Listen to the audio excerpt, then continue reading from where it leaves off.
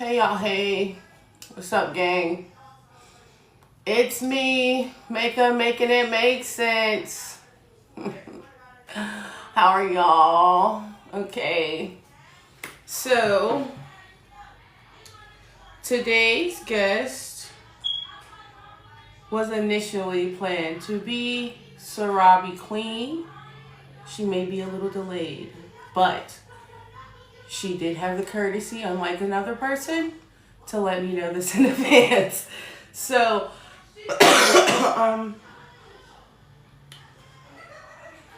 while we're waiting for the lovely lady to come in, I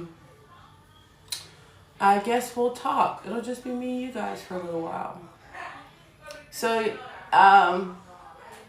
for the people who have been following me from the beginning of Making It Make Sense, you guys know that I started my podcast to basically just share my testimony, the things that I had to go through and I overcame in order for me to become the person that I am today.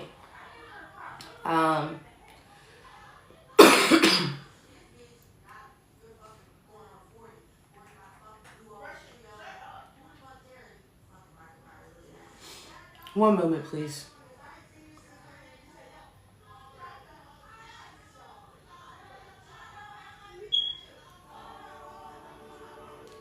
Ooh.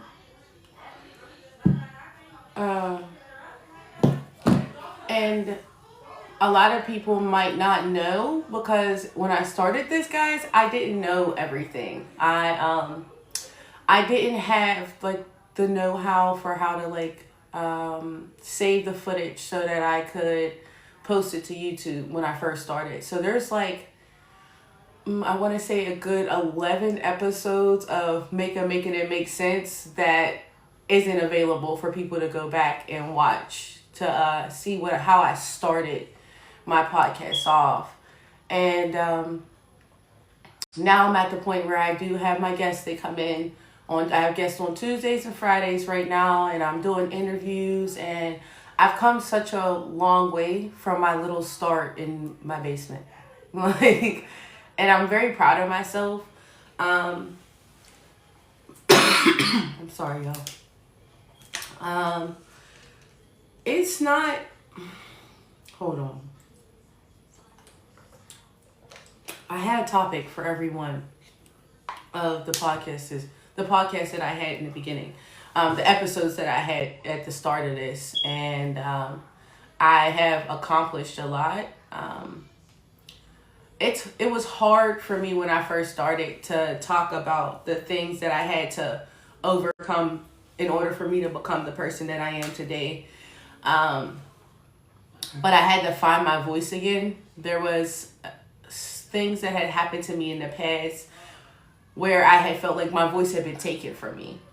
And each day I get up and I do stuff anyways, even when I'm afraid to do it or when I don't think I'm good enough, or because I am literally my own, I am my biggest hater. And I feel like everybody has felt that way at some point in their life, and they felt like nobody understands me. I'm the only one.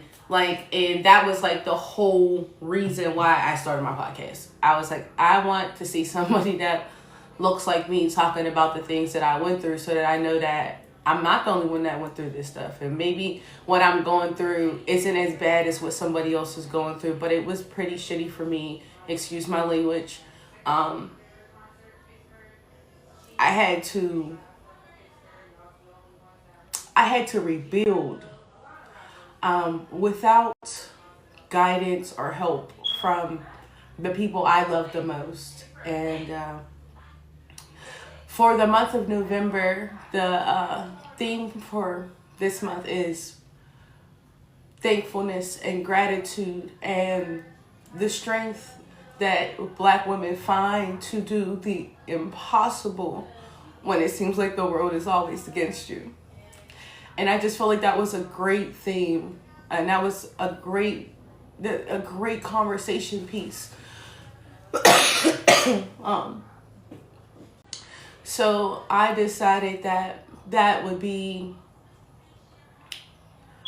the best thing to talk about this month. I had some powerful men come and speak about some amazing accomplishments that they've made over the course of their life, um, with the goal of inspiring younger black men to aspire to do bigger and better things. And I think that um, having those conversations available for people to go back and watch will be a great help to society, honestly. I used to have this mentality where if I was afraid of something, I just didn't do it. If I doubted it, it wasn't worth the effort. Over my journey, in the beginning of my healing journey, I learned that the only real failure is to not try it all. Why am I getting emotional? To not attempt to do something that's bigger than what society says or claims or tells you to be.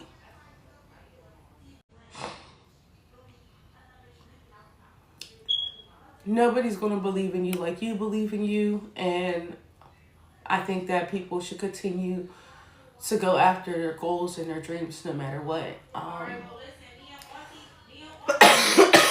I'm not perfect. I'm far from it. But I do have a story to tell.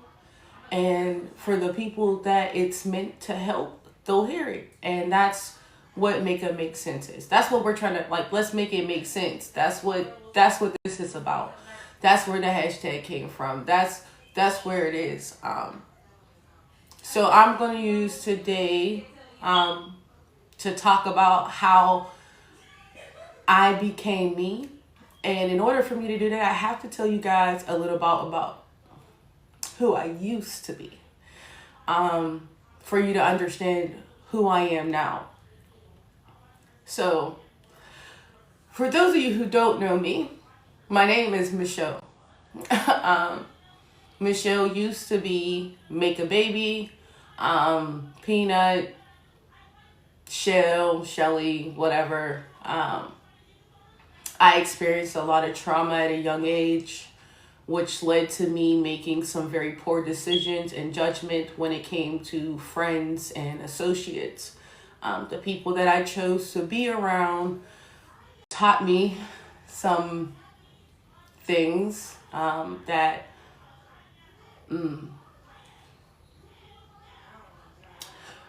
aren't quite appealing to people who want to be a civilian. Excuse me, y'all. The weather's changing. I got a bit of a cough.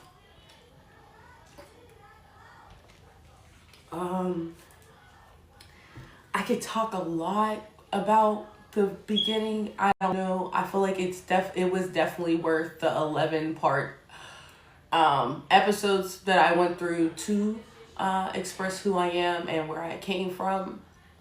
I am going to try to sum most of it up for you people in an hour. It's trying to sum my life up in an hour is insane. But I feel like it's much needed. Where do I start? Do I start at the instance right before I decided to change, or do I start at the very beginning where I was clueless? I mean, I went through a lot to become who I am sitting before you today, and I am not just a regular girl. I will say this though, I am extremely blessed not to look like the things that I had to overcome in order for me to be sitting here today. The struggle that I faced and the adversity that was set up against me was something that would be considered, it was insanity, because I did the same thing over and over and over again, and I expected a different outcome. I chose the same terrible guy in 100 different forms, different colors, shapes, hairstyles. I had a daughter at a young age. I made poor choices when I was younger. I do have a criminal record, believe it or not. Look at that. What a coincidence. Yeah, I was turned down for jobs because I have tattoos and piercings. I got tattoos and piercings originally because I wanted to make myself look more intimidating. It did not make me more intimidating at all. I drank a lot when I was in my my late teens, in my early 20s. I experimented with some things that I do not advocate children to try at young ages. I went through HELL hockey sticks and back to become the person I am today. I have experienced some terrible, terrible things. Just a reference, I had been kidnapped, tied up in someone's basement for over a week. I also was in a domestic relationship, actually 3 of them. They were terrible. That guy, the one of the guys took me to another state, and I had to escape from him there. I've been held at pew point multiple times, pistol whipped. I have been essayed, and I take accountability for some of the situations and some of the things that happened to me because I put myself in those situations and around those people. I was very trusting, and I was looking for love in all the wrong places. God is what saved me and who continues to save me each and every day. I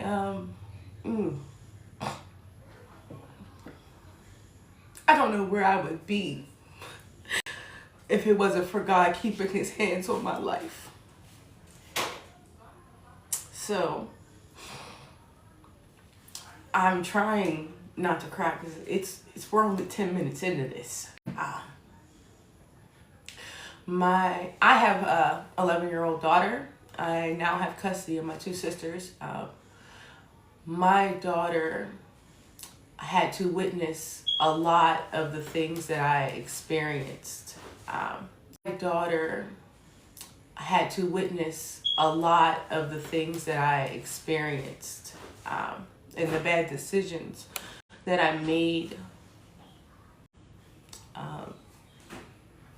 And it took me a long time to forgive myself for not being able to protect her because I didn't even have the ability to protect myself. Whew. I have people telling me all the time, like, oh, you're such a strong person.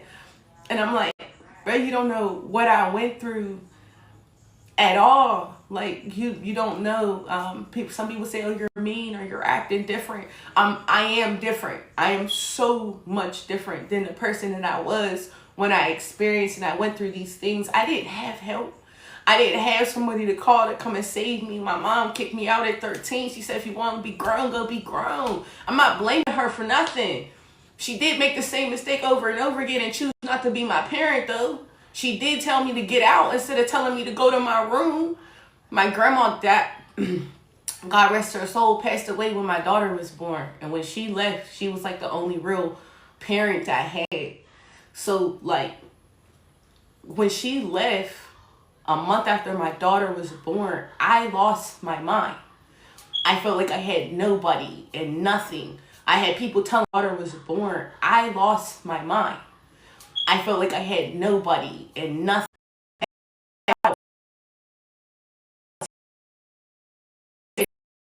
I had nobody coming to me and telling me, like, you're smart, you get good grades, you're doing this, you're doing that. Why are you choosing to do every negative thing possible? I just wanted somebody to see me. That was it.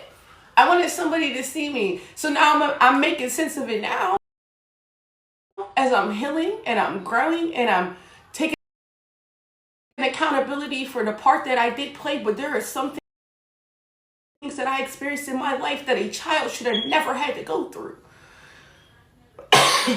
And the ultimate thing outside of God that helped push me in the right direction was that I didn't want my daughter to feel the way about me that I feel about my mother.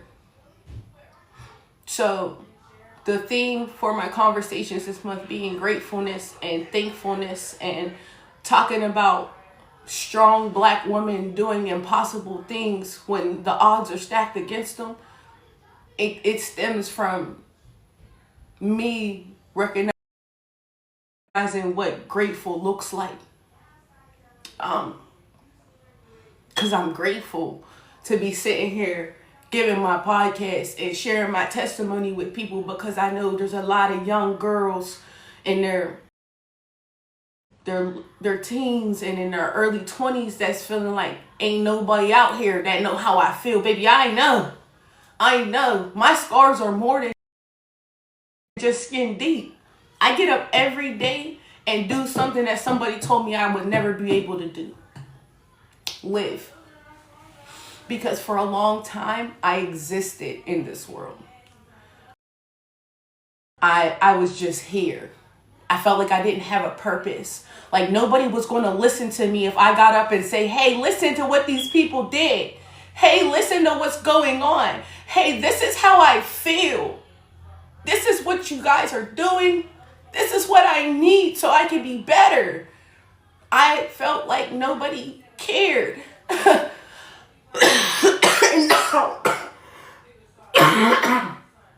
And now God has given me a platform of my own to where I can say, hey, listen, I care. I care because I was there. Because wasn't nobody there wiping my tears when I was sitting in corners in the dark scared? Wasn't nobody there? My mama told me I was a liar when I told her about the first predator that touched me. Looked me dead in my face and said I was just a kid being a kid, that I was looking for attention. Why didn't you listen to me? Why didn't you save me? Why didn't you help me? Why didn't you protect me? That's probably where my trauma began. Not even probably. It is. And I can sit here now and say that I know that. But when I was 13, 14, 15, 16, 17, 18, 19, 20, I didn't want to deal with none of that. 21, 22. I didn't want to deal with not a lick of it. I didn't even want to face it. I didn't want to even acknowledge it, because if I spoke it outside, it made it real. So you know what I did? I buried it. I tried to act like it wasn't happening, but that did not stop me from being angry. When I say I became consumed by the anger that I was experiencing in my chest, I was angry at everybody. I felt like the world owed me something. Somebody owed me something. And then there was a point where I was like, I was invincible. Like, I was so angry that I was like, I don't care. You know why you can't get hurt by something? You can't get hurt by something when you feel like you have nothing to lose, or nobody cares, or nobody's going to acknowledge you. It doesn't hurt me. I had no recognition.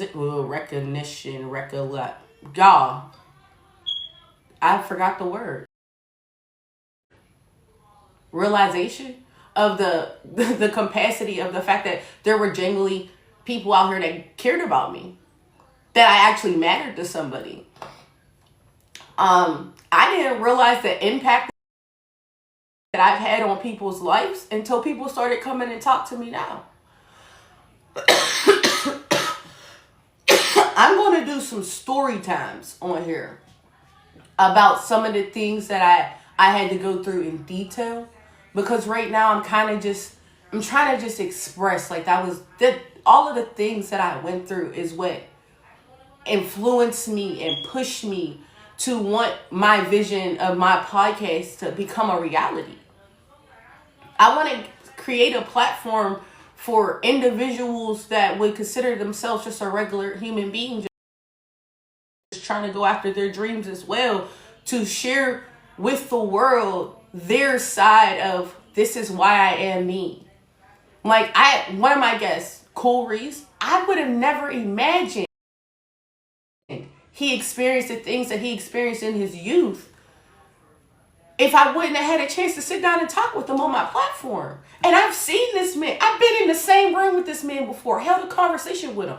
We ain't never got that deep. Like, there's no wonder you wanted something better for your life. You're raising your kids. You're doing amazing things. Like, people don't know the start. Like, I ain't trying to take y'all to church. My pastor be trying to tell me sometimes that I ain't got to go there. But it is sometimes needed, okay? Because somebody will look at your blessings. They'll see you dripped in jewels and gems and gold and not know what you had to go through to get it.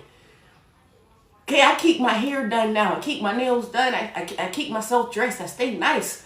Because it make me feel good about me. But don't nobody know what I had to go through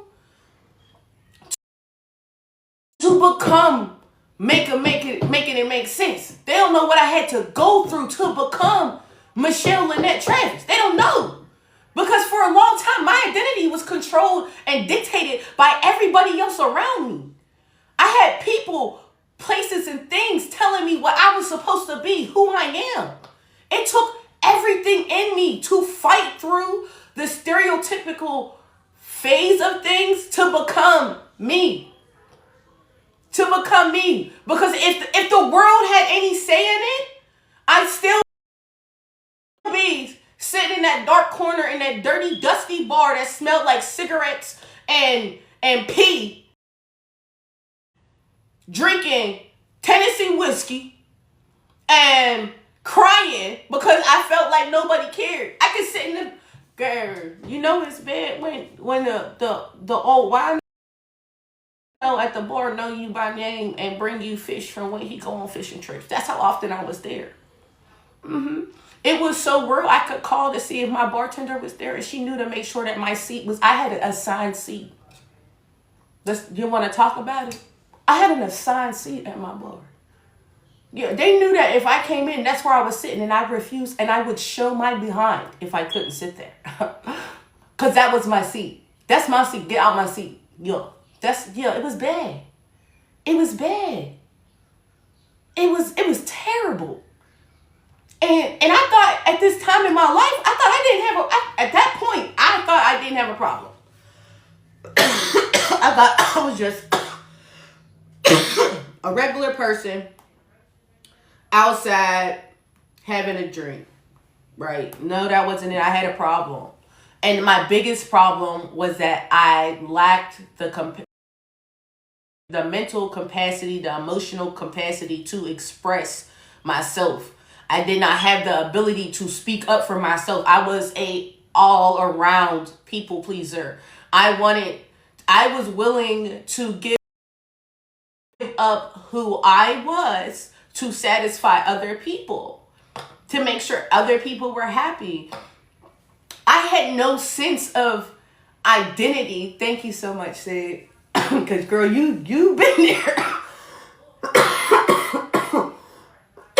You've been there with me, so you know. Like, I had no sense of identity.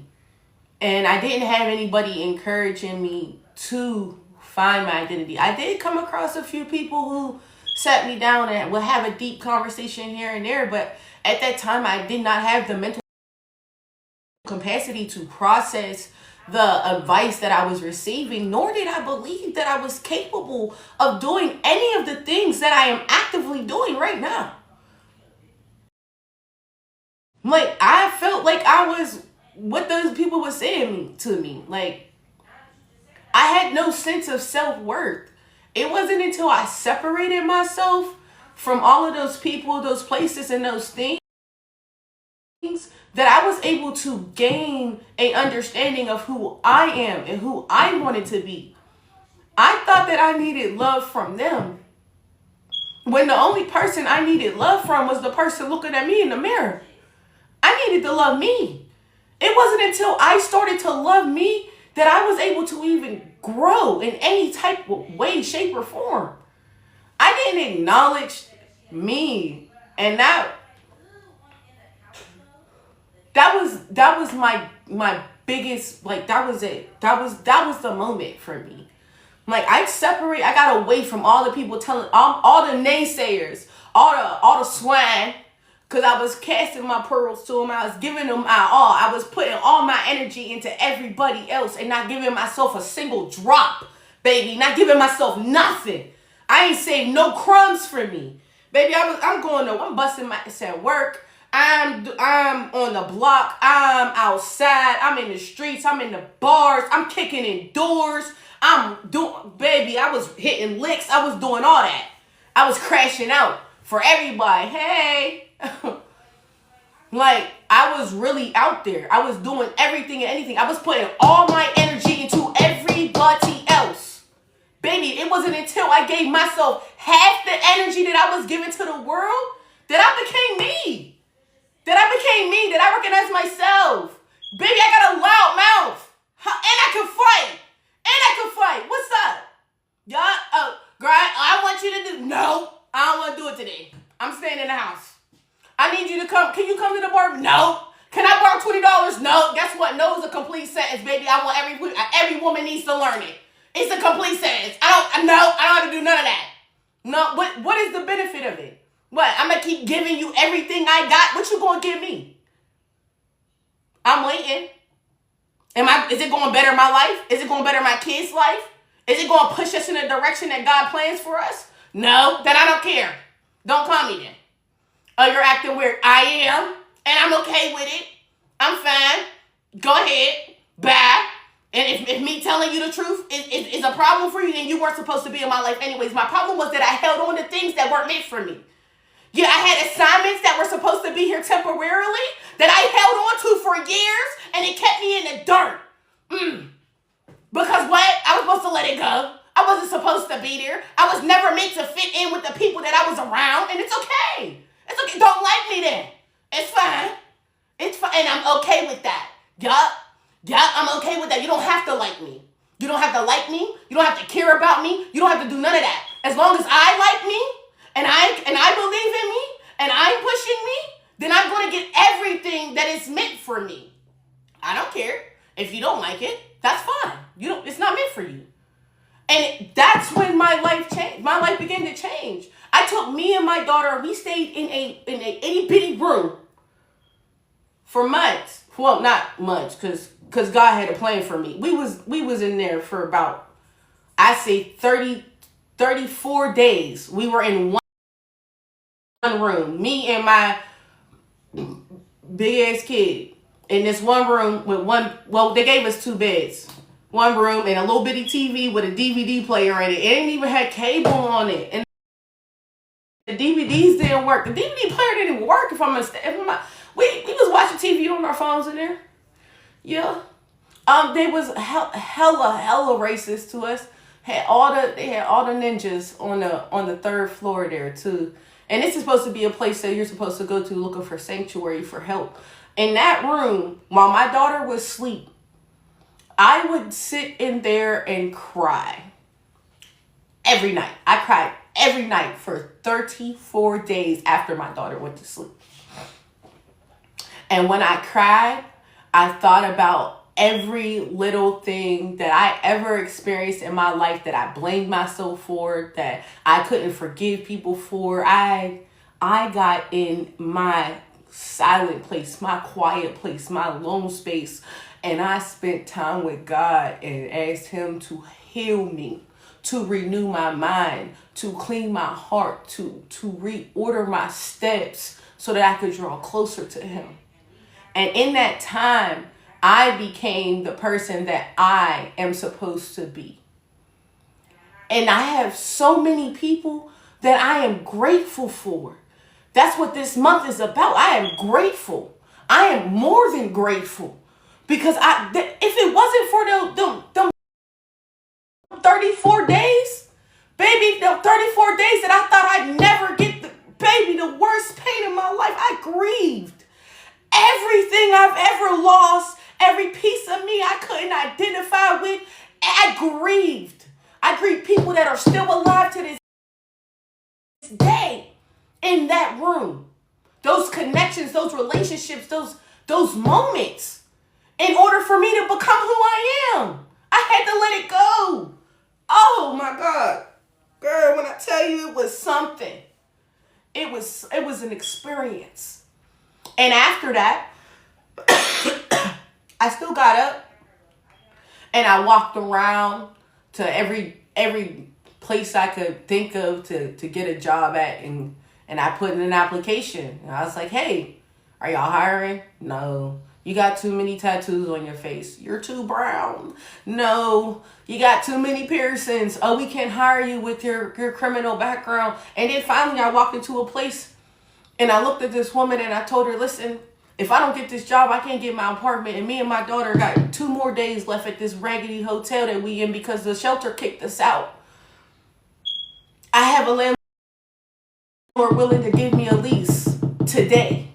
I need you to say that you're going to hire me. And I need to be able to take him a paper saying, from a manager saying that I have a job. That's the only way I'm going to be able to get this place. Otherwise, I don't know where me and my daughter are going to go. We're out in the area. We're in East Kabumfuck. And we don't know nobody out here. We the only family we got. And that manager that everybody else in that establishment hated, I didn't know that until after I started, gave me a job. She hired me on the spot. She said, when can you start? I said, I'll start right now if you give me a shirt. That woman gave me a shirt, a hat, and an apron. She said, I see you at 3 o'clock. You'll work 3 to 11. I worked 3 to close every day for the next 6 months. I got my place. I walked to work. I walked in the rain. I walked in the snow. I walked in 96-degree weather. Me and my baby. Because baby, when I said I didn't have a babysitter, I didn't have nobody out here. I didn't know nobody. Then I didn't know a soul. Okay? I started going to a church. And I still go to that church to this day. Where I started to meet some people that were willing to help a stranger. I got more love from those former strangers in that church than I ever did from people that I've known since the day I came out my mama coochie. I got more support and love from those strangers than I ever got from anybody in my life. Outside of my Forever Future family and my godmama. Because my godmama, she cried when she dropped me off at the shelter. But me and her, we both knew that was the only way that I was going to grow, because I needed to get away from everything else that was holding me back. All those people, places, and things that said that I'd never be nothing. I had to get away from that. Because if I couldn't heal in a place that had broken me. And I was too comfortable in the chaos that I was afraid of peace. Lord, I'm telling y'all, it wasn't until I got out here and started healing, baby, when you get the healing, you stop confusing peace and loneliness, baby, because I ain't lonely. I didn't need none of those people. Them people didn't need me. I didn't need none of that. I didn't need none of that shit in my past. I didn't need none of it. I wanted it, but I didn't need it. And God put me in a place where I got everything that I need. I got people that love me, that support me, that push me, that... Y'all, I'm getting hyped. Let me go back to the story. So, for every day, I got up and I walked. And in this time, at this job, there ain't nobody's business what the job was. At this job that I was at, I took my Bible with me every day. And I did, thank you so much, Dapper. I did start off at this job in the back, like working nights and everything. Hey, Marty. But I had them switch me to mornings because it was summertime when I started. So my daughter started school. And I'm like, when my daughter starts school, bro, I can't be here all night. I can't. So they switched me to mornings. So my daughter had to be at school from here all night. I can't. So they switched me to mornings. So my daughter had to be at school from 8 to 3. So I started at 3.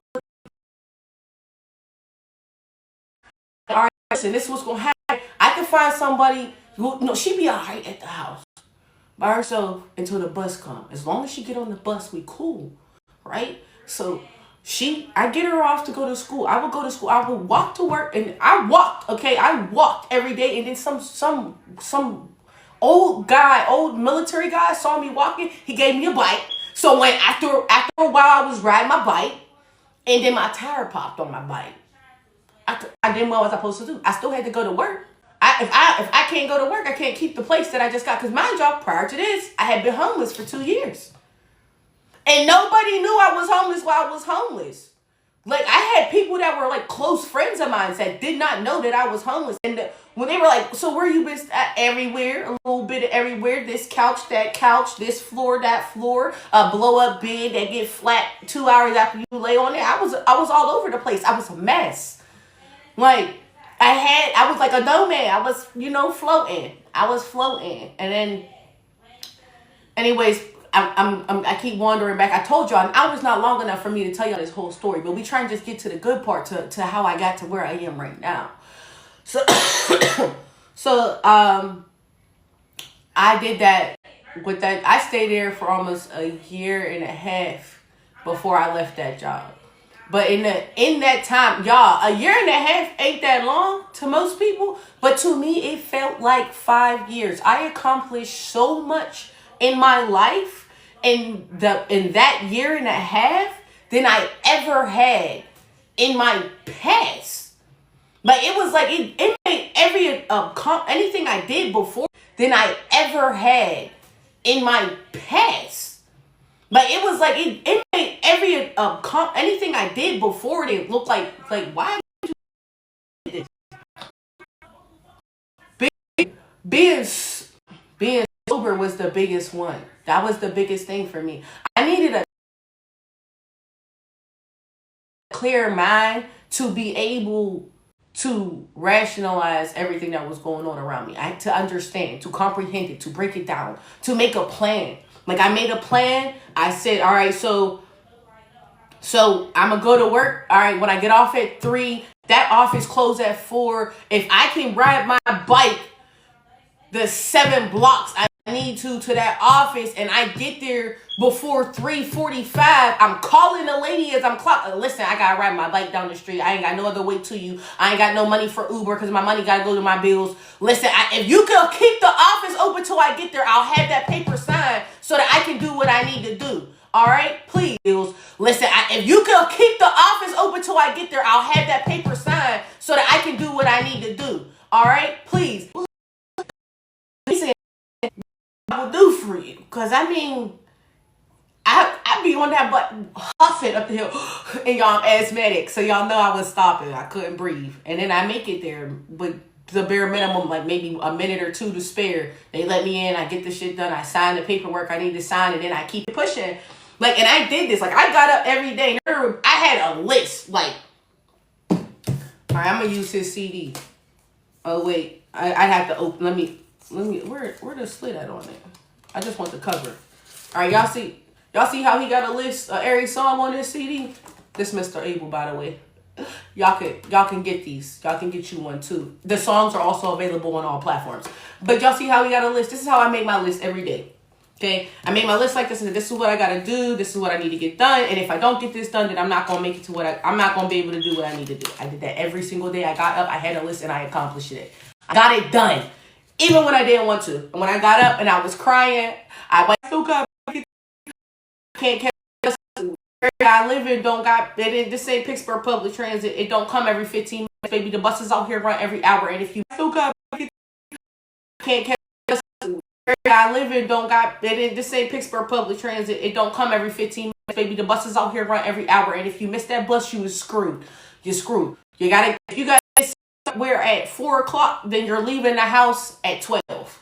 That's the only way if you got somewhere at 4:00, then you're leaving the house at 12. That's the only way it's gonna happen. Like, I got up every day, even when I didn't want to, and I did it anyways. Like, the stuff on my list, I'm like, damn, I really don't want to have to go do this. I don't want to go begging. I don't want to feel like I'm pleading for people, or I'm pulling on people's heartstrings, and I'm trying to use people. I don't want people to think I'm using them. I do need the help, but I don't want to take the help. And then the help be right in front of me, and I'd be like, no, I'm so sorry. I don't want to take it. The people was like, girl, if you don't take what I'm giving you, we try to help you better you. Girl, when I say these strangers love and didn't want nothing from me. For the first time in my life, I had random people walking up to me and pushing me and pushing me and not wanting anything from me in return, but to see me achieve my goals, but to see me prosper, to see me be. They wanted to see me smile again. That let me know, like, that restored my faith in humanity.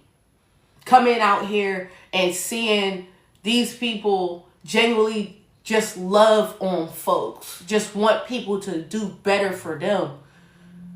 It showed me that it was possible. Like, I'm not by myself. There are real, kind, genuine human beings out here that want to see you be a better you. So all of that stuff that I was holding on to, that was weighing me down, that was making me feel like I was never, all them lies that I was told before that, they didn't matter to me no more. They don't matter to me no more. Like, I have a vision, I have a dream. Let me tell y'all. That job I have, I don't have that job no more. I got a better one. Because God helps those who help themselves. I got up, I went and got that job, and I worked that job, and I did my due diligence while I was at that job, all that time while I was at that job. And then God gave me something better. Yeah, because I went from making 12 something an hour to making 22 something an hour. Yeah, because clock that T, because God is good. And he helps those who help themselves. I got up off my ass. I went and did what I needed to do. God put everything in place for me to be in the position that I am today. It was amazing. I didn't never know that that's what it was. But it was just his timing, his plan for me. And he did that. Like, he genuinely did that. God did that for me. And I know that he could do it for other people too. Like, when I say I had to work it though, baby, when I was at that job that I was only making 12 something an hour, every day standing on the front counter, listening to people tell me that I ain't good enough, throwing their money at me on the counter because they didn't want to put it in my hand. Baby, I was reading my Bible while I was up there. Girl, I was reading it because I needed to get into that word. Yeah, because that word is what got me to where I am. I get into that word and then I get right into my notebook. I was writing every day. I was writing positive affirmations. I was reminding myself that I am beautiful. I am smart. I am somebody. I can do this. I'm going to make it out of here. I had a Steve Harvey, what did he say? What is it? Habakkuk 2:22? Make a list so that you can see it. And everything on that list, God's going to do it. And I think in the little clip that Steve Harvey that be going around with Steve Harvey, he said, take a list and write down 100 things. 100 things that you want to achieve, that you want to reach, that you want to do, and sit it down somewhere, and keep working how you working, reading your word, doing what you need to do, going to work, this, that, and the third. And as time go on, go pick up your list. Y'all, I picked up my list. I have achieved. It's a list of 100 things. I say out of that 100 things, 56 of the things on that list I have checked off since I wrote it 3 years ago. Was it 3 years ago? Yeah, it was like 3 years ago when I originally wrote it. 56 of the things I've achieved them. Now, did it take some time? Yeah, it took me some time. But if you ain't working, it ain't gonna happen. If you just sitting around complaining about it, ain't nothing gonna happen. Y'all, I was in a position where when I went into that shelter, the position that I was in was I was in a place where I could no longer complain. Because I became the sole provider for my family in that moment. I'm like, yo, it's all up to me. I don't get to call off, y'all. I went to work at that raggedy job for 12 something an hour with 105-degree fever. I was burning up. I could have died. Them motherfuckers still had me in there taking orders and passing out junior bacon cheeseburgers. They didn't care. I was throwing up everything, but I needed them hours and I needed the work. And if I'd have called off, they cut your hours. If you call off on a day, we cut you a day. And no, you ain't doing that to me. Okay? I lived in that 1-bedroom apartment. It was raggedy. Okay? It wasn't the best, but it was mine. My room was the living room. My daughter had the bedroom. I had a little office space and I had a little eating kitchen. My bathroom was probably the best part of the apartment, okay? And it was mine. and I was proud of it, and I was grateful for it. Like, I made it out of, baby girl, you are not alone. You are not alone. You are not alone. I say that right. You're not alone. If you need to, DM me your number, and you can text me. You can call me when you need help or you need some encouragement, because, baby, you're not alone. Because I went through it. Baby, it was just me and my baby. Walking down the street in the rain, in the snow, in the sleet, all that. And I did it. I came up out of that dark place that everybody told me that I needed to stay there. They wanted me to sink down into that pit of depression. I don't claim that no more because I ain't depressed. That's a spirit. Anxiety's a spirit. And all of that can go back to the pits of hell where it belongs. Okay? Because you're not alone. God is with you. Hey! Yeah, you better text me. You're not alone. You know me, girl. I'm always here. Yes. You're not alone. I went through it. I went through all this stuff by myself. And I came out of it. God is more than good. And he puts people, places, and things right where you need them. When you need them. So that you can get what you needed. That's just how it worked. That's how it worked. Because I had never thought that I would be sitting up here sharing my testimony with the world. Yo, I came out of all of that. Now when I get up and I see me, I love me. I love me. Can't nobody tell me nothing about me. I know me. Oh, well, didn't you? I did. And am I doing it now? No. So how you gonna tell me about what the fuck I'm doing? You can't. You can't throw nothing at me about my testimony, about what I went through in my face, and think you gonna hurt me with it. You ain't finished high school. I got my GED though. But I'm doing better than I was. So what's up? I'm not perfect, but baby, I'm doing a hell of a lot better, and I'm gonna keep going until I get to where I'm supposed to be. Okay? I ain't done yet. That's what my Facebook name say. I ain't done yet. Not done yet. I'm not done yet, and I'm gonna keep going until I achieve everything that I want to achieve. That's what my platform's for people to share their testimonies, to let people know what they have been through, their side of the story. Yeah, I'm just a girl. I'm just a woman who went through a whole lot of crap while she was a kid, who felt like she didn't have nobody, and I always had to do it by myself, so I was angry, and I was mean, and I was hurt, and I was a hurt person hurting people, but now I'm going to heal people. I'm going to heal people, trying to heal people, okay? So mind your business, okay? Because been through show going through how to get through, and that's what I'm going to do, okay? And ain't nobody going to tell me nothing different. That's just how I feel about it, okay? Right? I'm going to write a book. Well, I got a poetry book already written. I'm going to publish my book soon. It should be published no later than January. If everything goes according to plan, I will have a physical copy of my book by January. And I will be happy to share it with you guys, because those poems are about the things that I experienced and the things that I had to overcome for me to become the person that I am today. My favorite poem in my book is called The Wicked Within a Man. That was my poem to find closure from the DV relationship that I was in. Because when I say that boy tried to take me out, girl, he tried to take me straight to Jesus. My mama brought me in this room, but he was going to take me out. If he had something to do with it, that's what he was going to do. Yeah. But God had plans for me. God held me and kept me through that whole situation, baby. Yes, he did. Yes, he did. God kept me. But that's one of my favorite poems in there. And then I have one called it's titled Spilled Milk. And the play on words that I use in it, y'all gonna let that one too. Y'all gonna let it, or emotional statements, girl, it eats. They all eat. Look at me. I went from being somebody that was told I was never gonna be nothing to sitting here telling y'all about my book that I'm writing. Like that.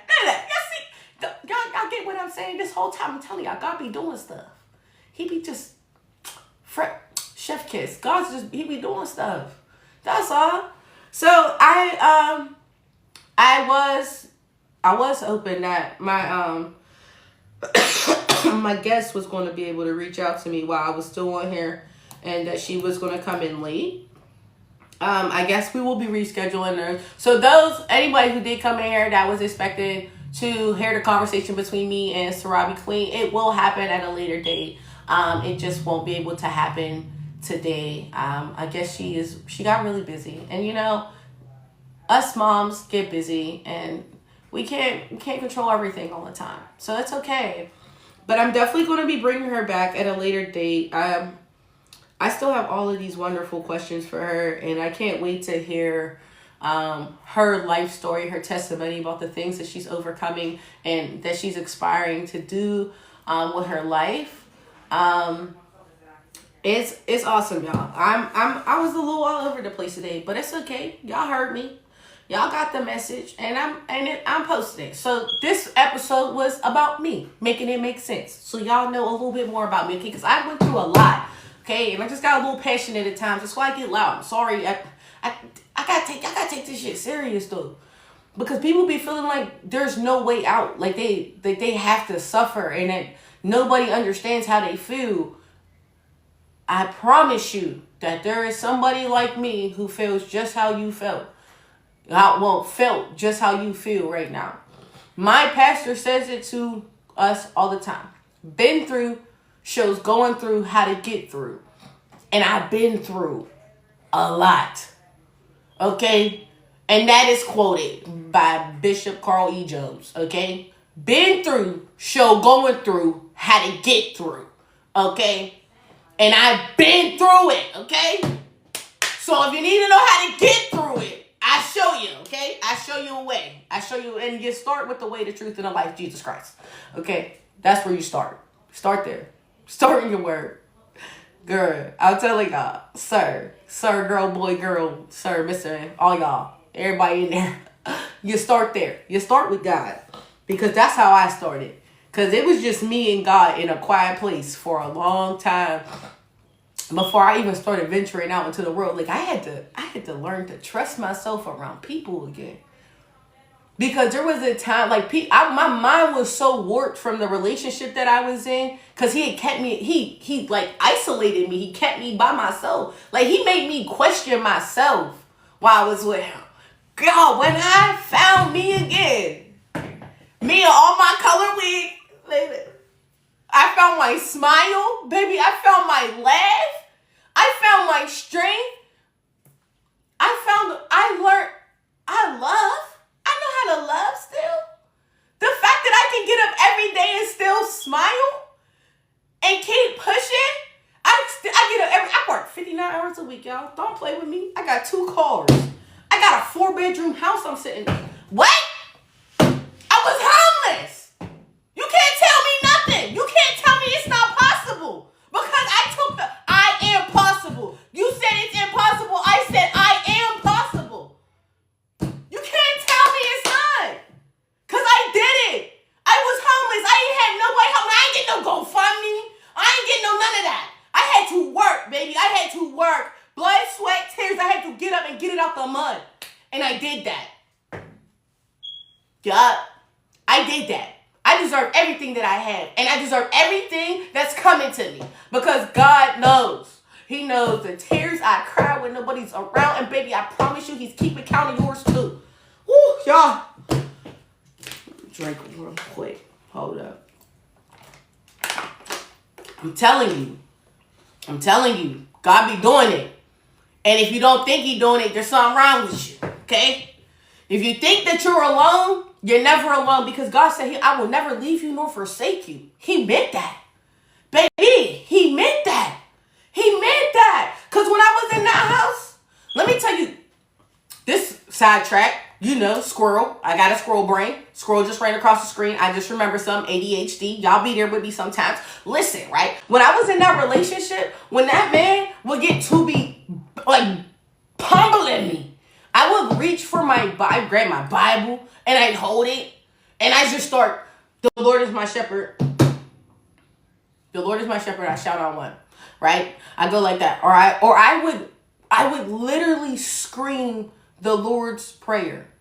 Our Father, who art in heaven, hallowed be thy name. Thy kingdom come. Thy will be done on earth as it is in heaven. Give us this day our daily bread, and forgive us our trespasses as we forgive those who trespass against us. Lead us not into temptation, but deliver us from evil. For thine is the kingdom, the power, and the glory forever and ever. I would scream this while he was pummeling me until he would stop. I would make him physically uncomfortable by praying. by praying. There was a song by Smokey North that says, I still gotta say thank you. So after he beat me, I got black eyes, my lip is busted, my jaw's swollen, I got cuts all over me, everything, the worst of the worst. I got cigar burns all up and down my arms. I got what wire burns? You ever been hit so hard with a wire that it burned your skin, that it bubble up, it blister? Yeah, all of that. I had all that. And I would be singing, I still gotta say thank you. I would sing the song while he was beating me, tears running down my face. Because I knew that, I'm like, God, I know that you are not going to, my Lord would not be made a liar. He showed me a vision of my life of what it was supposed to be. I just didn't know how to get there. I didn't know how to get there. That was all. I didn't have the instructions. I still don't got the instructions. I'm figuring it out. But I had to keep going. And that's what I did. So I got up every day and I did what I didn't want to do, and I made my life happen. I worked hard. I still work hard every single day, and I will not quit. I'm going to keep going. I'm going to keep pushing. I'm going to make my dream a reality. That's just what it is. And if you think that it don't take work, you're insane. That's insanity. If you think doing nothing over and over and over again is going to get you up out of that place that you're sitting in that dark ass room, you're crazy. Get up. That's what you need to do right now. You need to get up. You need to get up, wipe your tears, wipe your face, and tomorrow when your alarm that's set for 6 o'clock go off, get up when it goes off the first time. Don't hit ignore. Don't snooze it. Because it was literally something as small as that helped push me in the direction that I am today. It takes one small movement that can set off a domino effect of greatness in your life. You gotta do it though. You gotta put in the work. If I sat around and just complained, I'd still be sitting, like I said, sitting in that nasty bar that smelled like old cigarettes, dirty beer, and pee. I'd still be sitting there if I did not get up and do something different. I would still be there. It's plain and simple. It's as simple as that.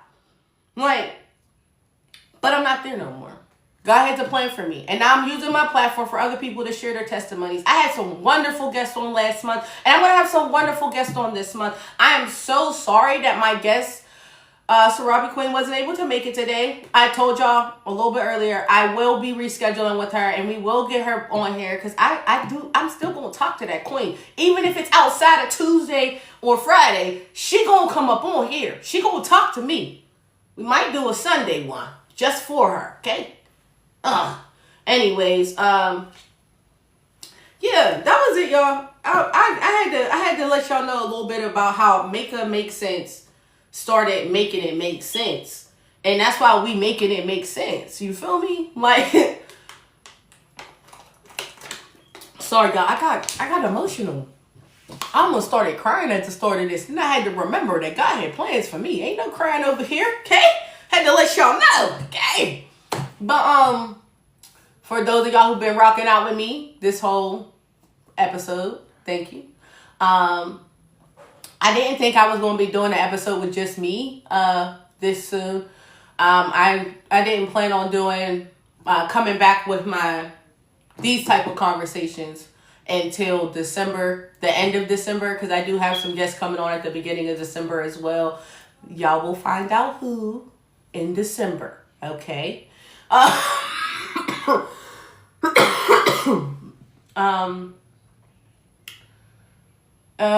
What else did I need to tell you guys? Because we got about 5 minutes left.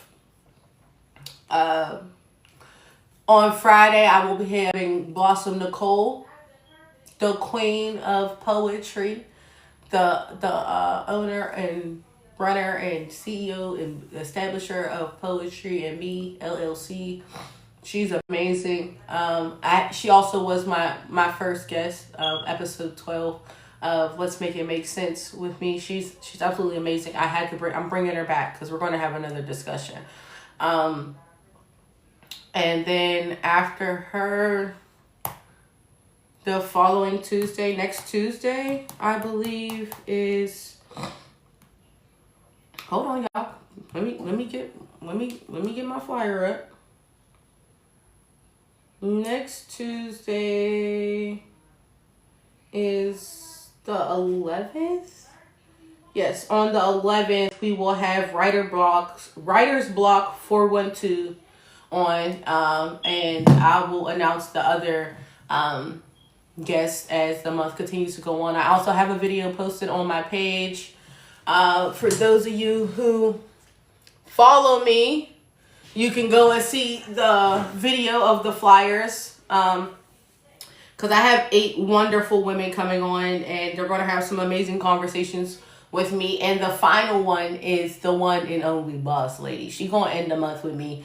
And I can't wait for people to see the woman and hear the words of encouragement that she shared with me that helped push me in the direction that I am going now. Like, she inspired me in a way. Like, she was the first person to let me know, like, you got a story, girl, but I got one too. You think yours is bad? Well, let me tell you about mine. That woman made me cry. When I say tearjerker, that was one heck of a story time that I got from her. But she saw through my pain. She saw through my anger. She saw through every mask that I wore as a shield to protect myself from the world, because the world had done nothing but let me down at that point. She built me. She believed in me and pushed me in a way that nobody else had in a long time. And then I told y'all, I've met some wonderful strangers that are now family out here in the community that I live now. And I'm so grateful. And when my friend used to ask me all the time, like, what does grateful look like? Grateful looks like contentness to me. I'm grateful to the extent that I know that I'm blessed to have everything that I have. Now, do I believe that this is my final stop? Absolutely not, because I know God has more in store for me, because he gave me a vision. And I won't share it with everyone, but I know that I'm going to be alive to see that vision come to fruition, and my testimony is going to be my movement. Like, it's everything that I went through that made me who I am today, and is what's pushing me to becoming an even better person. So my message, because I always ask my guests at the end, like, so what's your message to the next generation? My message is to get up. Get up, because you're not alone. You can do it. If you don't believe in you, I believe in you. I'm looking at you, the one holding the phone. Yeah, with the crazy eyes. I believe in you. I know you can do it, okay? So get up and do it. Every dream that you have, everything that you ever thought. If you want to be a doctor, baby, it's never too late to go after your dreams. I don't care if you're 30, 40, 2, 3, 6, 7, 8, 9, 10. I don't care. 15, 16, 19, 20, 46, 99. If that's your dream and that's your goal and that's what you feel in your heart is your purpose, it is never too late to go after it. Because God gives us gifts.